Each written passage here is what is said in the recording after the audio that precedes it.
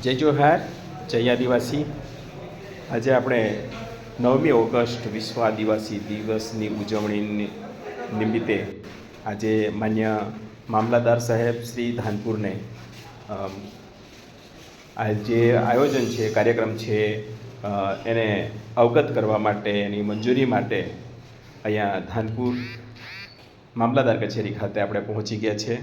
આ ધાનપુર તાલુકાની આખી આદિવાસીની ટીમ છે, એ ટીમ સાથે આપણે અહીંયા પહોંચી ગયા છે. પ્રદીપસિંહ મોહનિયા, ખાપરભાઈ, સાથે કિશનભાઈ આપણા જોઈ રહ્યા છો, આપણા સુરેશભાઈ અમલિયાર છે, કેવન વહુનિયા છે. આ તમામ જે જિલ્લા સભ્યો, તાલુકા સભ્યો, સરપંચો, તમામ આ આખી ટીમ છે આદિવાસીની. કોઈ પણ જે પાર્ટી પક્ષ ભૂલીને એક આદિવાસીની ઉજવણી સારી રીતે થાય એ માટે આપણે અહીંયા પહોંચી ગયા છે. આપણે મામલતદાર કચેરી, મામલતદાર સાહેબ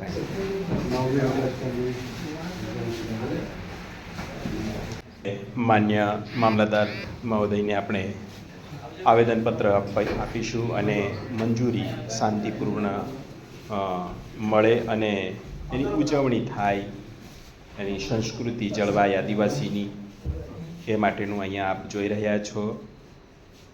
માન્ય મામલતદાર ધાનપુરને આ આવેદનપત્ર છે એ સુપ્રત કરવામાં આવ્યું છે. સાંભળીએ પ્રદીપસિંહ મોહનિયા.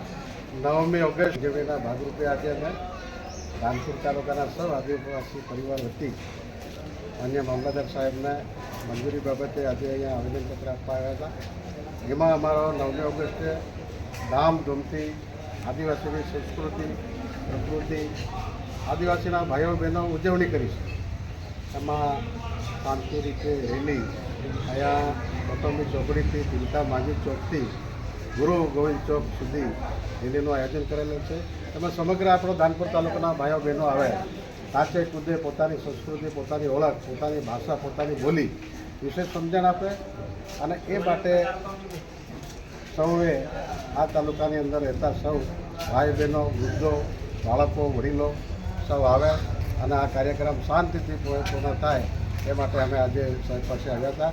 અને ખાસ બાબત એટલી છે કે આ રેલી શાંતિ રીતે ઉજવાય માટે ડીજે પર પ્રતિબંધ છે અને પોતાના વાજિત્રો સાથે, ઢોલ નગારા સાથે, જેની સંસ્કૃતિ પ્રમાણે મોટા ઢોલ, તણાયાના સૂર સાથે રેલી નીકળે અને શાંતિથી રેલી સંપન્ન થાય એ માટે અમે ધાનપુર તાલુકાની સૌ આદિવાસી ભાઈઓ બહેનોને અપીલ કરીએ છીએ કે 9મી તારીખે બધા આવી અને શાંતિ રીતે આપણી રેલી યોજાય એ અમે.